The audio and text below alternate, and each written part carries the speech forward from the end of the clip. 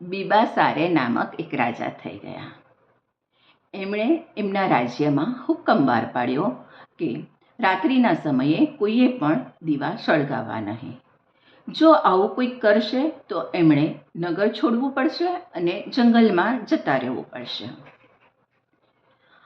આવો કાયદો બનાવવા પાછળનું કારણ એ હતું કે રાજ્યમાં મોટાભાગના ઘરો લાકડાના બનેલા હતા.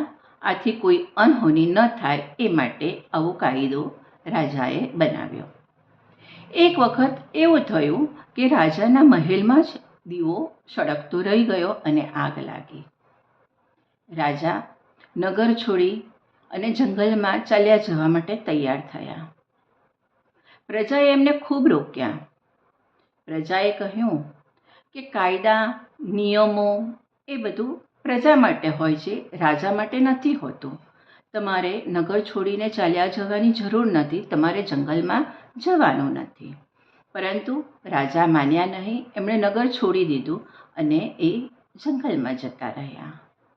આત્મનિષ્ઠા ઘણી જરૂરી છે. આત્મનિષ્ઠા એ આપણા આચાર અને વિચારની એકતા દર્શાવે છે. આપણે જે કંઈ વિચાર વ્યક્ત કરીએ છીએ કે જે કંઈક બોલીએ છીએ એની સંપૂર્ણ જવાબદારી આપણી પોતાની હોવી જોઈએ, એવું રાજાએ સ્પષ્ટ ઉદાહરણ આપણને પૂરું પાડ્યું. આ તો રહી એક રાજ્યની વાત, પણ ઘર અને કુટુંબ પણ એક રાજ્ય કરતાં ઓછું નથી હોતું.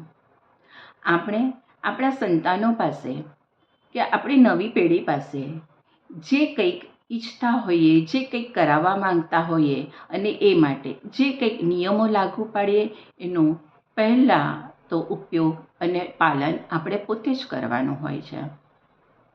કહેવાય છે ને, યથા રાજા તથા પ્રજા, જેવા વડીલો તેવા સંતાનો.